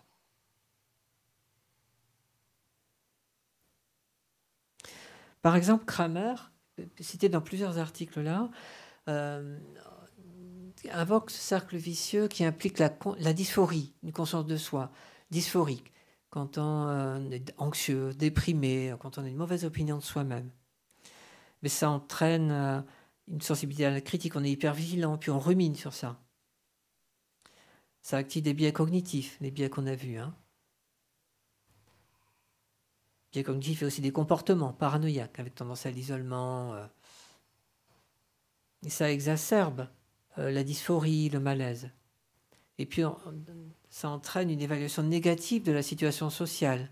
Et ça donne des cercles vicieux, ça autant entretenu. Ça renforce, en fait, les phénomènes d'interprétation de paranoïaque. Alors, il y a, j'ai trouvé ce guide. Vous savez, comme font les anglo-saxons, il y a des guides pour s'aider soi-même. Alors, Freeman a écrit ce livre qui s'appelle Surmonter donc, les pensées paranoïaques et suspicieuses. Il y a une deuxième édition qui n'est pas la diapositive. C'est une deuxième édition date de 2016. Et puis plus récemment, il y a ce livre qui est sorti en 2024, je crois, sur la paranoïa. Et Freeman est un auteur très intéressant sur nos pensées suspicieuses qu'on peut avoir, la méfiance qu'on peut avoir et la personnalité paranoïaque. C'est pas traduit. Hein. Et cet auteur s'est intéressé à ce qui déclenchait les soupçons. Et alors, il y a des déclencheurs externes, une situation sociale ou alors une situation dont il est difficile de s'extraire, de s'échapper. Le sentiment aussi d'être exposé quand on repère des indices de danger potentiel dans l'environnement. Quand on pense qu'on pourrait être accusé, critiqué ou moqué à cause de ce qu'on a fait, peut-être des années avant ou pas du tout. Quand on est confronté à des événements inhabituels, quand on remarque ce qui pourrait être des coïncidences en fait, mais tiens, je suis en voiture et puis ça fait ça fait 100 km que je roule, il y a toujours la même voiture qui me suit. Et puis il y a une autre voiture que j'ai déjà croisée, elle. C'est des événements anodins, mais qui sont interprétés comme quelque chose peut se tramer contre moi en fait. Des événements inhabituels qui entraînent de la suspicion. Et la solitude. Je pense que Freeman a tout à fait raison d'insister sur ça, parce que les sujets paranoïaques ont tendance à se replier sur eux-mêmes. Mais la solitude, quand on est tout seul, en fait, on a beaucoup de temps pour ruminer sur ses ennemis potentiels, les soupçons. Un tel m'a manqué, elle n'a pas été correcte, ou un tel veut prendre ma place, ou elle me trompe. Et ça empêche aussi de se confronter au point de vue d'autrui, qui pourrait permettre d'infléchir nos convictions. Ça prive de l'opportunité d'en parler et de réfuter nos craintes. Donc voilà des éléments externes, en quelque sorte, qui favorisent les pensées suspicieuses et la méfiance. Et puis ça peut être des signes non verbaux, l'expression du visage d'autrui, des gestes, une façon de quelqu'un d'être habillé, des signes verbaux, quelque chose qui nous est dit, ou des bribes de conversation qu'on ne comprend pas très bien, mais peut-être c'est des commentaires ou des critiques sur nous, dans une soirée par exemple, ou quand il y a beaucoup de monde, et puis quand il y a une coïncidence ou un événement inhabituel. En fait, le sujet paranoïaque supporte mal les situations ambiguës, ne supporte pas l'ambiguïté. Et on a une tendance naturelle, bien sûr, à chercher un sens aux événements ou à ce qui nous arrive. Donc, de la même façon, le sujet paranoïaque recherche un sens. Et le sens qu'il lui donne, c'est on me veut du mal, ou il y a un problème là, il y a quelque chose qui se trame contre moi. Donc c'est la recherche de sens. On fait référence à des expériences négatives du passé et on pense que là c'est la même chose. Bon. Et ensuite, Freeman s'intéresse aussi aux événements déclencheurs de pensées suspicieuses internes. Ce sont, et il a raison, nos émotions, les émotions, et notamment l'anxiété. On a déjà parlé du parallèle entre l'anxiété qui a peur que quelque chose arrive et la paranoïa qui a peur d'être maltraité ou que quelqu'un nous fasse du mal. En fait, quand on est anxieux, c'est difficile de juger calmement dans les moments de tension la situation. Et ça favorise des interprétations négatives des événements. Quand on est anxieux, on peut être sur nos gardes, les propos ambigus d'autres personnes ou les comportements ambigus peuvent être perçus comme hostiles. Et bien sûr, quand on est anxieux, on peut ruminer et puis avoir une revision d'expériences négatives. Donc l'anxiété favorise beaucoup ces soupçons. Ensuite, un élément également important, c'est l'humeur basse et la dépression. Ça rejoint la vulnérabilité. La colère aussi peut entraîner des soupçons de la méfiance. Et parfois aussi l'élation, quand l'humeur est trop haute, mais quand on a plein de projets, quand on veut faire quelque chose, quand on se sent spécial, investi d'une mission particulière, et qu'on a l'impression qu'il y a des gens qui nous bloquent, qui nous contrarient dans nos projets, qui nous empêchent d'avancer.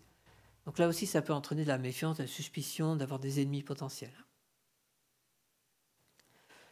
Bon, autre état interne qui peut susciter de la méfiance, de la suspicion, c'est un état d'alerte quand on se sent sur le qui-vive. Ça peut être lié aux émotions, mais aussi à la prise d'alcool, de drogue, au manque de sommeil, ou situation de stress. Et puis, des expériences anormales, l'alcool ou la drogue peuvent Donc faciliter cette suspicion et cette méfiance. Ça va être utile dans les thérapies aussi, l'approche thérapeutique. Alors, le risque de violence, parce que les paranoïaques ont une image pas franchement positive, et bon, pour ma part, j'exerce dans un pôle de psychiatrie médico-légale, je fais un peu attention au risque de violence dans les troubles de personnalité. C'est une présentation un peu biaisée. Donc, en tout cas, il y a très peu d'études. Il y a cette étude sur un échantillon de la population générale de personnes majeures aux États-Unis, population générale, 43 000 habitants. C'est la personnalité paranoïaque qui avait le risque relatif, l'odds ratio le plus élevé parmi les troubles de personnalité, si vous excluez la personnalité antisociale, de violence envers autrui. Et par exemple, à partir de questionnaires, 7,6% des sujets avec personnalité paranoïaque, donc identifiés sur le questionnaire, reconnaissaient des violences avant l'âge de 15 ans. Un odds ratio de 2. Et 23% des sujets diagnostiqués paranoïaques avec ce questionnaire, 23%, reconnaissaient des violences physiques envers autrui après l'âge de 15 ans. Un risque relatif, odds ratio à 2,5 fois plus fréquent que les sujets indemnes de ces troubles. Et l'étude montrait aussi l'importance de la comorbidité, quand on a plusieurs pathologies. Et notamment quand on a juste un diagnostic, quand les sujets-là avaient juste un diagnostic de personnalité paranoïaque, 2% reconnaissaient des violences antérieures. Par contre, quand il y avait une pathologie associée, ce chiffre montait à 24%. Donc les pathologies associées comorbides, c'est l'usage de la drogue, l'alcool, un trouble de personnalité, l'anxiété, la dépression. Donc ça aggrave le risque de violence. Une autre étude en Grande-Bretagne, là aussi population générale, 8397 personnes par questionnaire. La personnalité paranoïaque augmentait le risque de violence chez l'homme, un odds ratio à 2,4, comme chez la femme, odds ratio 2,6. Et la personnalité paranoïaque, identifiée sur le questionnaire, était associée significativement avec une violence répétée, sous l'influence de l'alcool, envers une personne de connaissance ou un partenaire intime, plutôt à l'extérieur, dans la rue ou dans un bar, la dépendance à l'alcool augmentant le risque de violence. Donc, quelques études qui montrent un odds ratio plus élevé. Et c'est sûr que, indépendamment d'une complication délirante paranoïaque, on peut voir des violences dans la personnalité paranoïaque, sous-tendues par ces idées de préjudice et de persécution, les interprétations anormales, un contexte de querelle ou de vengeance, une réaction excessive à des situations du quotidien, à la suspicion, à la rumination, à la rancune. Il y a aussi l'estime de soi qui est fragile. Et donc, ils sont hypersensibles à tout ce qui porte atteinte à leur image. C'est vrai pour toutes les pathologies mentales, en fait. Il faut toujours respecter l'estime de soi, qui est souvent défaillante, toujours y être attentif, en fait. Mais plus encore pour les paranoïaques. Et comme ils sentent cette vulnérabilité, cette fragilité, c'est là qu'ils peuvent contre-attaquer, anticiper par des propos ou comportements violents. Donc, ils peuvent... Alors aussi, les sujets paranoïaques peuvent commettre des actes... des infractions, des actes répréhensibles, parce qu'ils ont une conception unilatérale de leurs droits. Ils ont le droit de faire ça. Ils ont souvent une justice personnelle qu'ils peuvent appliquer. Ils ont leur propre justice, ils le disent parfois. Ce n'est pas la justice des tribunaux, j'ai ma justice, je sais que j'ai raison. Sans que ça repose toujours, cette violence, sur ces idées de préjudice ou de persécution. Bon, par ailleurs, ça peut entraîner de la violence de la part d'autrui qui ne supportent pas le comportement du sujet paranoïaque. Alors, une recherche française, toujours sur le risque de violence, qui est parue dans l'encéphale, à partir d'expertises. 106 expertises pénales par un expert unique. Donc, c'était le même regard entre 2001 et 2017. Donc, les auteurs ont étudié 106 expertises psychiatriques pénales avec 79 diagnostics de personnalité paranoïaque seuls qu'ils ont comparé à 27 personnalités paranoïaques associées à un trouble délirant.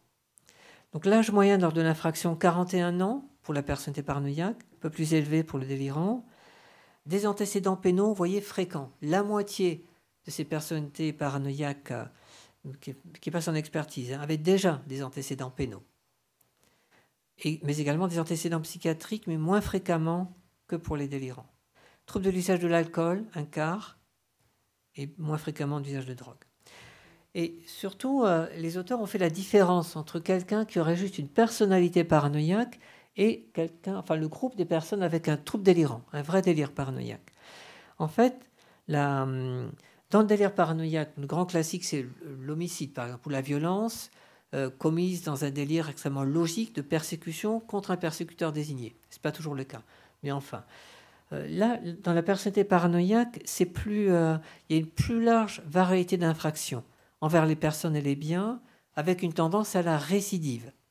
Donc c'était des violences physiques, allant jusqu'à l'homicide quand même, 30 sur les 79 là, liées à un contexte de querelle ou de vengeance, avec cette idée de justice personnelle et d'être dans son bon droit.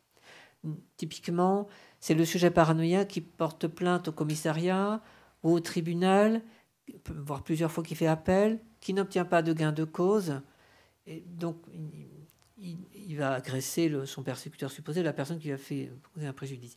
Il y a aussi des paranoïaques qui commettent délibérément une infraction, des tags ou un graffiti par exemple, pour passer devant le tribunal et exposer leur position, être entendus par la justice, puisque leurs démarches n'aboutissent pas.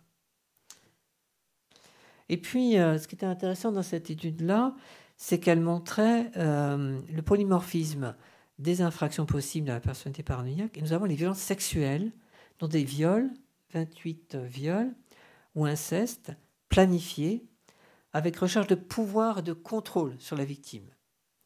Ce qui se voit dans la classification des auteurs de viols, il y a certains auteurs qui recherchent non pas le plaisir sexuel, mais le contrôle, la domination, voire l'humiliation sur la victime, avec des traits paranoïaques qui ont également été décrits.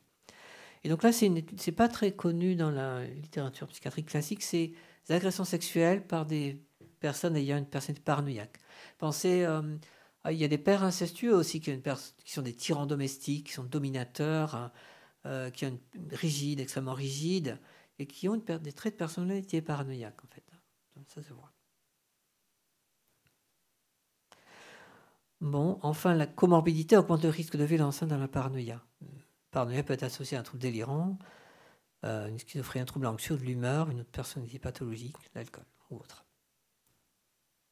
Il y a des risques liés à la dépression, notamment, vous savez, dans ce qu'on appelle les homicides-suicides, quand une personne a décidé de se suicider, mais de tuer quelqu'un d'autre juste avant. On en voit dans les faits divers des journaux assez fréquemment. Donc, ce qu'on appelle homicide-suicide dans un délai court. Il ne se suicide pas longtemps après, mais c'est prévu, c'est ce qu'on appelle la conduite homicide-suicide. Le sujet a décidé de se suicider, mais avant de tuer quelqu'un. Donc il y a des homicides intrafamiliaux. Pensez au libéricide, meurtre d'un enfant par une mère mélancolique, par exemple. Mais ça se voit aussi des homicides, suicides familiaux par des pères de famille paranoïaques et déprimés, suicidaires. Et puis il peut y avoir des sujets à la personnalité paranoïaque, suicidaires, qui commettent des homicides-suicides extrafamiliaux. Par exemple, règlement de compte contre une entreprise qui ne les a pas reconnus à leur propre mérite, qui les a licenciés sans raison de leur point de vue. Il peut y avoir un règlement de compte, homicide, ils tuent souvent avec une arme à feu, éventuellement en plusieurs endroits, et en se suicidant après, ou en s'attendant à être tué par la police. Suicide by cop, suicide indirect en quelque sorte. Dans les homicides-suicides, dans les classifications, on voit souvent des traits paranoïaques et la dépression. Donc risque de la dépression. En fait, quelqu'un qui a décidé de se suicider n'a plus rien à perdre. Il peut régler ses comptes avant. Pensez aux paranoïaques qui rancuniers. Voilà. Bon. Ensuite, on l'a dit, il peut y avoir des épisodes délirants transitoires qui peuvent passer inaperçus dans une personnalité paranoïaque, qui peuvent entraîner des actes médico-légaux. Puis bien sûr, l'alcool et les substances exposent au passage à l'acte interrogatif. Voilà, bon. La dynamique de la violence, elle a été étudiée dans la personnalité paranoïaque par des auteurs espagnols. Ici, Esbeck, qu'on trouve, je crois, sur Internet aussi. Donc c'est souvent prémédité, pas toujours. Il y a une fréquente intention de nuire. Si ce n'est pas trop improvisé dans la paranoïa, il y a un plan avec des stratégies pour atteindre l'objectif. Et par exemple, ça c'est un grand classique, il y a une phase prodromique, une escalade avant un homicide par exemple. Il y a une période de latence. Par exemple, le sujet va commencer à envoyer des lettres, des réclamations, porter plainte, va rayer la voiture de la personne, de la victime de ces persécutions. Rayer la voiture, le gifler. Quand il y a une escalade comme ça, c'est inquiétant, il faut faire quelque chose. Donc il y a une escalade, ce qui est important pour la prévention, en particulier quand il y a un risque envers un partenaire, une partenaire. Alors la dynamique de la violence, il faut faire attention aussi à des facteurs de stress avant le passage à l'acte, une atteinte réelle ou imaginaire à l'image de soi. Les motivations, c'est souvent la vengeance, la rancœur ou la rancune, le sentiment d'être humilié, la colère, la honte, la jalousie. C'est une violence habituellement commise en solitaire, le sujet le fait seul, et puis il justifie son acte qui est présenté comme une obligation. J'avais pas le choix, c'est de sa faute, elle m'a trompé, j'avais pas le choix, il fallait que je le fasse, c'était inévitable. Et souvent, il n'y a pas de remords, comme chez les délirants paranoïaques, et il n'y a pas non plus d'intention d'échapper aux conséquences. Ils ne vont pas accuser souvent quelqu'un d'autre, ils reconnaissent les faits, ils disent « c'était mérité, elle le méritait, je devais le faire ». Bon. Et enfin, dans la dynamique de la violence, il y a une tendance aux bagarres aussi, après une provocation, même minime, réelle ou imaginaire, perçue.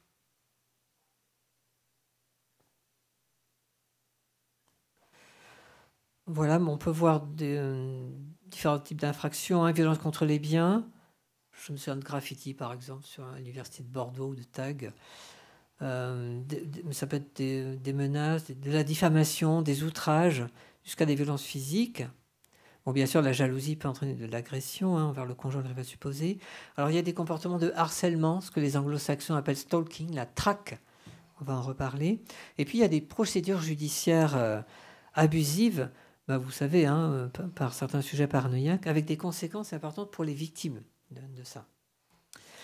En fait, quand on est cible d'un sujet procédurier, donc on est mis en cause éventuellement de façon publique, donc c'est en train des plaintes au commissariat ou au tribunal, ce qui n'est pas très spécialement amusant, mais c'est en train des démarches et des tracasseries, parce qu'il faut se défendre contre ces attaques. Ça entraîne des frais d'avocat, parfois de procès, il peut y avoir des dommages-intérêts, puis c'est pas très amusant d'avoir reçu des menaces orales ou par écrit. Il peut y avoir des persécutions du sujet paranoïaque envers sa victime ou ses victimes par téléphone, par courriel ou par courrier, soit des lettres recommandées chez soi. Il peut y avoir des dégradations, donc c'est la voiture qui est griffée ou la porte qui est abîmée, des agressions physiques.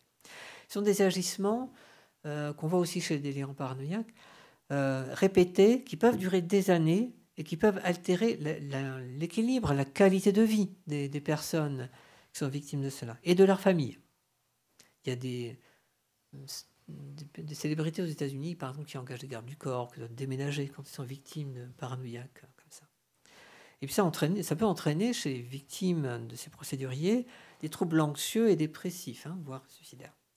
Un petit mot aussi pour dire que je vous ai dit que les paranoïaques étaient autodidactes et avec un niveau intellectuel souvent bon, une excellente mémoire. Ils sont souvent très pointus dans des domaines de droit très précis, dans ce qui les intéresse. Ils sont meilleurs que nous, avec une meilleure connaissance des articles de loi, des textes. Ils les connaissent mieux que nous, mieux que vous, sans vouloir vous offenser. Quand il y a, voilà, ils sont très compétents. Et donc peuvent avoir gain de cause, en fait. Alors bon, c'était très axé sur le risque de violence, mais il y a un biais, parce que j'exerce donc en unité formelle difficile. Il y a quelques données convergentes, et qui montrent que les traits paranoïaques augmentent le risque de violence. Mais ça ne veut pas dire, bien sûr, qu'une personne, votre voisin par exemple, ou votre patron avec une personnalité paranoïaque, soit nécessairement à risque de violence envers autrui. C'était juste pour éclairer. Un petit mot aussi pour vous dire que les paranoïaques, certains paranoïaques en tout cas, peuvent exercer une certaine fascination sur autrui, puisqu'ils tendent facilement à devenir un leader, un chef, un guide, notamment parce ces personnes-là ont des convictions, des certitudes, souvent simples, qui donnent un pouvoir de persuasion certain. Et puis en plus, ils peuvent identifier, par leur délire ou pas, un persécuteur, un complot. C'est un groupe, c'est de la faute de tel groupe de personnes, etc. Et donc, ça permet de se regrouper autour du chef, du chef ou des leaders, entre guillemets. Ça, oui. Non, j'allais dire, ça fait penser à quelques hommes politiques. Par exemple. Mais je ne veux pas me froisser, je ne veux fâcher avec personne. Oui. Et internationaux. Voilà. Oui. J'emprunte cette image aussi à Lelord et André. Vous connaissez ce qui s'appelait Comment gérer les personnalités difficiles ou les nouvelles personnalités difficiles chez Odile Jacob, j'en ai plusieurs exemplaires dans la bibliothèque, j'en ai beaucoup donné. Ces auteurs-là disent que certains dictateurs, une personnalité ou une personnalité paranoïaque, parfois délire paranoïaque, avec des traits narcissiques et mégalomaniaques, qui sont méfiants. Donc ça les aide à accéder au pouvoir, puisqu'ils éliminent leurs adversaires, et puis et à s'y maintenir au pouvoir. Et puis il y a beaucoup de rigidité d'énergie. C'est des chefs qui peuvent être rassurants parce qu'ils identifient un groupe, c'est de la faute, voilà. Alors je sais plus, je ne vais pas citer un groupe en particulier, mais souvent ils proposent des solutions simples et exaltantes, voilà. Et puis ça regroupe, voilà. Lelord et André citent aussi certains réformateurs religieux ou fanatiques, citent aussi des juges des tribunaux révolutionnaires, voilà, qui étaient extrêmement inflexibles. Voilà. Quelques petits mots sur les approches thérapeutiques, mais brièvement. Alors c'est un pronostic qui est souvent considéré comme réservé. On l'a dit, ce sont des sujets qui recherchent rarement un traitement par eux-mêmes. Ils peuvent consulter, nous sommes amenés par un proche, soit parce qu'ils invoquent un harcèlement, par exemple professionnel, ou parce qu'ils sont déprimés ou anxieux, ou ils sont épuisés. Alors il y a quelques publications qui proposent des pistes. Alors d'abord, envisager le diagnostic différentiel. Ça peut être une autre pathologie. Et les comorbidités. C'est sûr qu'il faut traiter les comorbidités. Si vous traitez la dépression, un trouble anxieux, un trouble délirant, ça peut améliorer la personne, l'état psychologique de la personne. Il y a la question du rejet. Ils sont très sensibles au rejet et à l'autorité. Donc il faut faire attention à leur estime de soi. Après, il faut prendre garde à la gestion des limites quand même, parce qu'ils peuvent être agressifs, ces sujets paranoïaques, soit au niveau de leur personnalité ou des sujets délirants. Donc c'est bien de poser un cadre quand même. Si ça s'énerve trop, on arrête l'entretien. Et puis il faut surveiller donc les troubles de l'humeur. Alors ce qui est très important, c'est d'arriver petit à petit à une alliance thérapeutique dans toute la mesure du possible. Il faut tisser en fait. C'est mieux de bien connaître le fonctionnement des personnalités paranoïaques. Il faut faire attention à nos réactions aussi, à vos réactions quand vous êtes en face de ces patients. Parce que ça suscite un contre-transfert. C'est légèrement irritant. Ils peuvent être facilement agaçants ou irritants, énervants, voire hostiles, voire vous critiquer ou vous agresser. Donc, attention au contre-transfert. Et puis, en fait, la thérapie, le fait de venir comme ça se confier à un psychiatre en plus, à un psychologue, ou même à quelqu'un d'autre, par définition, les paranoïaques n'aiment pas trop se confier aux autres. Donc c'est une épreuve pour eux, en fait. Compliqué. Alors, il y a plusieurs thérapies qui peuvent être associées. Alors, le thérapeute doit mettre l'accent sur la réalité, proposer d'autres explications. Proposer, souvent sur un mode de question. Pas donner notre point de vue ou de vous tromper, c'est comme ça. Il faut plutôt amener, comme font les praticiens en TCC, sur un style socratique, d'amener par des questions à envisager d'autres points de vue. Ça, je vous l'ai dit, il faut poser des limites parfois. Donc il faut éviter, quand on est critiqué, des contre-attaques réactionnelles. Enfin, je vous dis ça, je fais un peu le malin là, mais ça m'arrive aussi en fait. C'est difficile avec les paranoïaques de ne pas réagir abruptement en fait.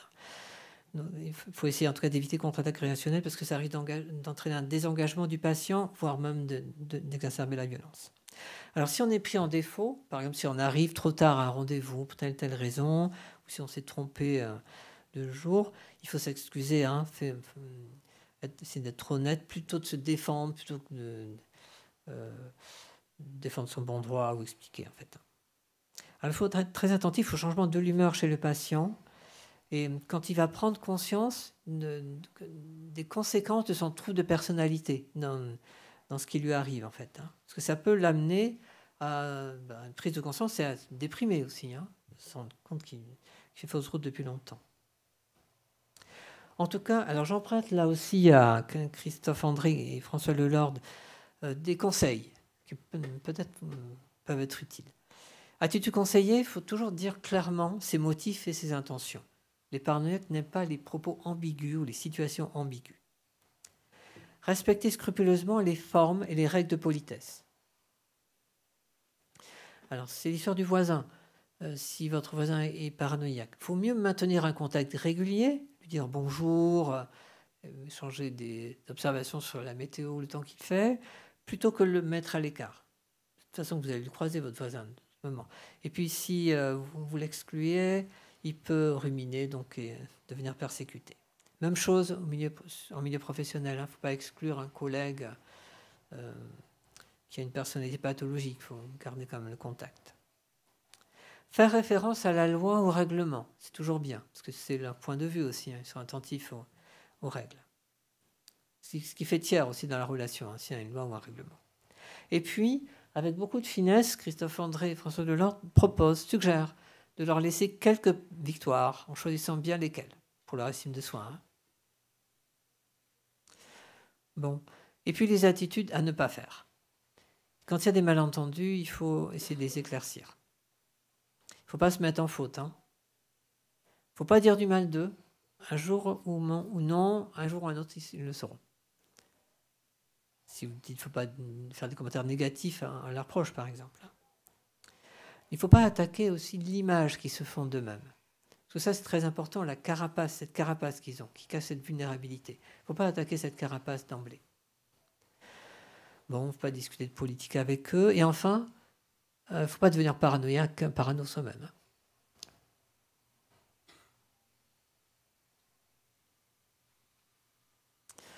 Voilà, alors parfois, le plus souvent, les sujets à la personnalité paranoïaque ne sont pas hospitalisés. Ils peuvent être hospitalisés à la faveur d'une décompensation, je ne sais pas, délirante ou dépressive ou autre.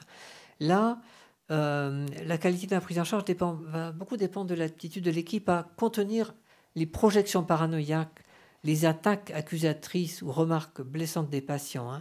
Même chose, il ne faut pas contre-attaquer ou répondre de façon défensive. Ce n'est pas évident pour une équipe. Alors, il faut expliquer clairement ses actions, ce qu'on fait. Être ferme si nécessaire, poser des limites.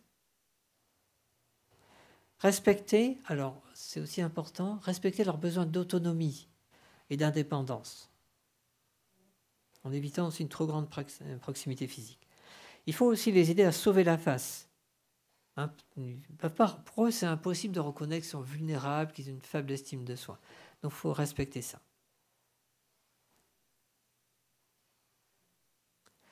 Donc les objectifs à long terme, c'est reconnaître cette vulnérabilité, c'est pas simple. On peut se servir de l'élément suivant, arriver à augmenter le sentiment de valeur personnelle du sujet. Il a forcément des qualités, tout le monde a au moins une qualité, donc il faut faire valoir ces qualités. Il faut essayer d'arriver à diminuer cette sensibilité à la critique, à développer une meilleure conscience du point de vue d'autrui, une vision plus assertive des conflits, une vision plus confiante dans toute la mesure du possible. C'est-à-dire accepter de ne pas être méfiant tout le temps. Accepter de faire, quand c'est pertinent, un peu confiance à autrui. Et puis savoir verbaliser sa détresse plutôt que de contre-attaquer, de projeter sur autrui. En fait. C'est pas évident. Bon, les médicaments... je ne vous cache pas que les sujets personnels paranoïaques ne sont pas trop en faveur des médicaments. Ils considèrent qu'ils n'ont pas de problèmes mentaux, que c'est la faute des autres, donc en plus ils sont méfiants par rapport aux médicaments, etc. Donc c'est compliqué. Donc ça peut arriver lors d'une phase anxieuse ou dépressive qu'on peut à la fois proposer une approche thérapeutique et un traitement qui peut apaiser le patient et ça peut permettre d'entrer en relation avec lui. Alors il n'y a aucune étude de bonne qualité, vous savez pourquoi, sur l'efficacité des médicaments, pour élaborer des recommandations. Les paranoïaques ne participent pas volontiers à des études. Bon, il y a quelques études qui suggèrent des progrès sous antipsychotiques. En tout cas, ce qui est sûr, c'est qu'il faut traiter un trouble de l'humeur, manie ou dépression, trouble mixte, état mixte, ou anxieux ou psychotique associé. Bien sûr, il faut traiter. Les antidépresseurs peuvent être utiles dans la personnalité paranoïaque, d'autant qu'ils sont mieux acceptés que d'autres médicaments. C'est mieux accepté par le sujet que d'être considéré comme parano, puis ça passe mieux, avoir un antidépresseur que d'autres médicaments parfois. Les anxiolytiques sur une courte durée. Il n'y a pas d'études contrôlées. Voilà, pour conclure, en fait, la paranoïa, c'est un sujet assez passionnant, en fait, qui mériterait davantage d'études, étant donné sa prévalence. Vous avez vu, 40% de la population générale, à certains moments, développe des idéations paranoïaques. Et il y a davantage de personnalités paranoïaques dans nos populations cliniques également, en comorbidité, que dans la population générale. Donc davantage d'études seraient bienvenues, vu les conséquences en termes de comportement, de détresse interpersonnelle, détresse du sujet lui-même, mais de sa famille ou de son entourage également. Détresse interpersonnelle, de revendications inutiles, de comorbidité psychiatrique et de violence parfois. Et aussi, la personnalité paranoïaque complique le traitement des pathologies associées. Ça complique le traitement d'une dépression, d'un trouble bipolaire, parce qu'il va être méfiant vers vous, les médicaments, etc. Ces facteurs de mauvaise observance des traitements et de non-réponse thérapeutique, ça va entraîner des prises en charge plus longues et plus complexes. Et puis, tout simplement, le patient peut ne plus venir vous voir. Bon, ceci dit, certains auteurs, donc, notamment Bernstein et Uzeda notamment, qui font état d'évolutions favorables à la faveur des circonstances de la vie ou de traitements appropriés. Voilà, un petit peu de lecture pour si le sujet vous a, j'espère avoir attiré votre intérêt sur cette pathologie de la personnalité. Alors, il y a un livre par Guyonnet et Tixier qui s'appelle « Les paranos, mieux les comprendre », qui est une mine de renseignements sur les paranoïaques, délirants ou pas. Il y a un « Que sais-je » par Sophie de Missoula-Major sur la paranoïa. Il y a ce livre que je viens de repérer, là, qui est sorti en 2024, qui n'est pas traduit, de Freeman, un voyage dans l'extrême méfiance et l'anxiété. Il y a 2 articles qui sont en libre accès sur Internet par Carole, Are You Looking at Me, etc., sorti en 2009. Une revue bien faite par Lee sur la méfiance et le fait de mal interpréter. C'est une revue de la littérature qui est très bien faite, qu'on trouve facilement. Il y a donc, on a participé avec le professeur Bénézage de Bordeaux au manuel de psychiatrie du professeur Gelfi, ici. Il y a aussi un article dans l'EMC sur la personnalité paranoïaque. On a aussi contribué à des chapitres d'ouvrages donc sur la personnalité paranoïaque et le changement ou sur la violence, par exemple. Et puis, alors il y a un guide pour les professionnels, les familles et les patients, qui n'est pas traduit, qui est intéressant, par Cantor. Et puis donc ce livre pour s'aider soi-même que je vous ai montré, qui n'est malheureusement pas traduit, mais qui est plein de ressources, une mine de renseignements pour nos pensées suspicieuses, parfois notre méfiance, et qu'ont davantage des personnalités paranoïaques. Merci beaucoup pour votre attention. Merci docteur.